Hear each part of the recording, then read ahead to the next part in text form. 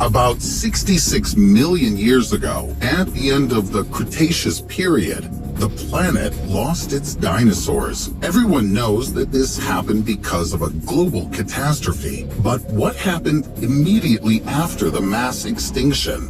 I decided to go back in time for a while and see for myself. And it turns out that everything was completely different than we're used to thinking. Today, we're going to visit a planet that humans haven't yet set foot on. A planet that was almost destroyed by a meteor strike. You'll find out which of the ancient inhabitants of the Earth died immediately. You'll see who managed to survive. You'll learn what climate changes they had to face and how the Earth was recovering from a monstrous disaster. At the end of the Mesozoic era, a huge asteroid or comet crashed into the Earth. Scientists are still arguing about this. The diameter of this celestial body was anywhere from 11 to 80 odd kilometers, or from 7 to 50 miles. That is, on average, it might have been the size of the city of Washington, D.C. When one edge of the asteroid had already hit the ground, the other end was still higher than the flight zone of the Boeing 747. Such a collision couldn't pass without a trace. The asteroid left behind a giant crater. It covered half of the Gulf of Mexico, and no wonder. The crater has a diameter of 150 kilometers, or 93 miles, and a depth of about 20 kilometers, or 12 miles. This wasn't the first collision between our planet and a celestial body, but it has become one of the largest. The world changed in an instant. The impact caused mega tsunamis with a height of more than 100 meters or 330 feet that reached the territory of modern-day Texas and Florida. Other sources indicate a height of 300 meters or 985 feet. That's, for example, the height of the Eiffel Tower. And some claim that the first wave rose up to 1.5 kilometers, or 9/10 of a mile tall. 5 Eiffel Towers.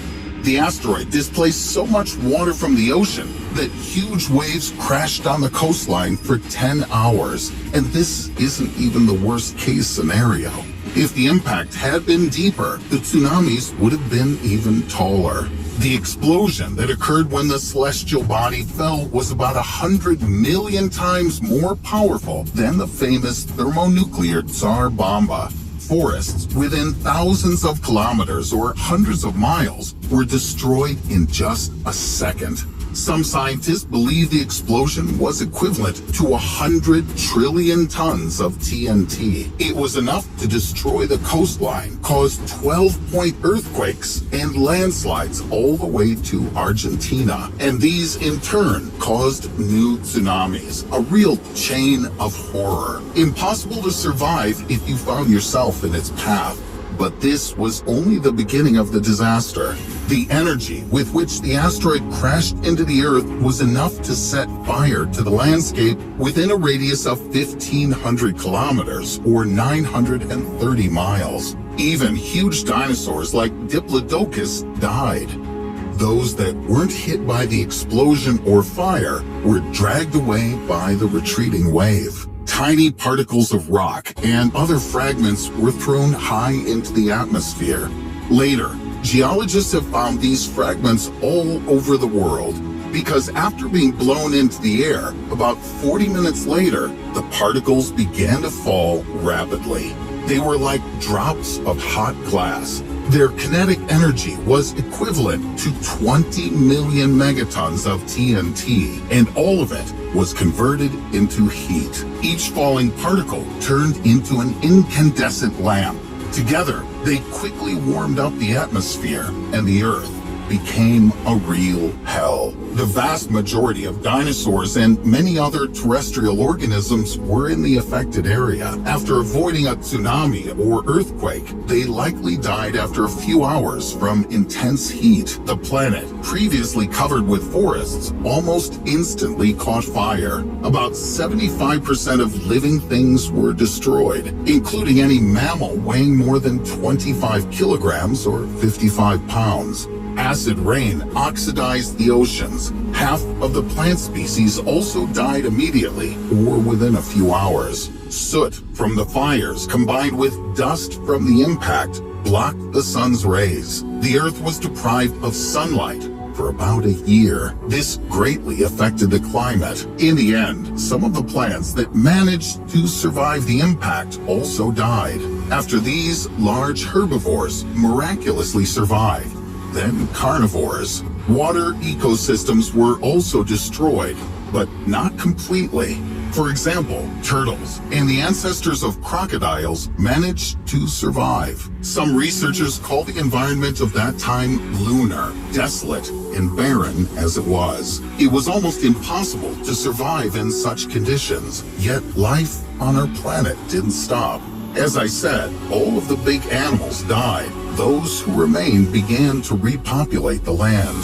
The foraminifera were the first to recover. These are single-celled organisms that appear in the crater a few years after the impact. Then the ferns awoke. In just a millennium, they were able to expand and occupy almost all of the space that was left. But large mammals faced different conditions. There wasn't enough food. Therefore, only small animals weighing no more than 600 grams, or 1 3/10 of a pound, roamed among the ferns. There were just a few flowering plants and nutritious seeds in the world. But after 100,000 years, mammals returned to the size of a raccoon.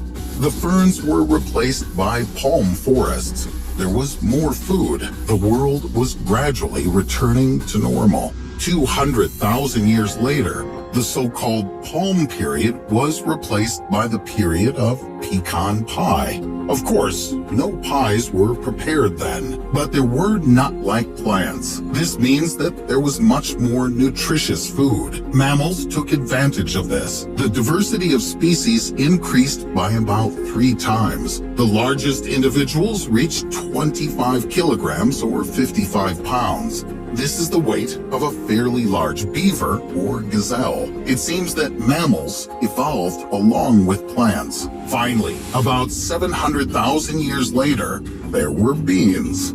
And this is much more important than it seems at first glance. Beans worked as protein bars for ancient mammals. They further increased the size of the animals and at the same time, the diversity of species.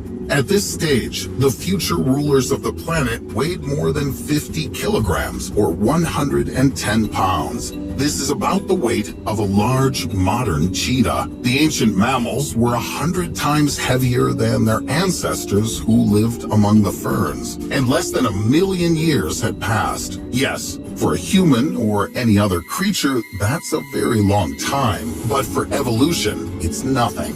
The oceans recovered much more slowly. Scientists estimate that it took them about 3 million years. Only then did the flow of organic material return to normal. New species took over the vacant ecological niches. Paleontologists consider birds to be one of the few surviving dinosaurs. Their non-avian relatives died out, but a small portion of lizards still adapted. Most likely, their ability to dive, swim, or seek shelter in water and swamps helped them. Many bird species can build nests on the ground. All of this helped their ancestors cope with the horror that was happening around them. As a result, life on Earth returned to normal.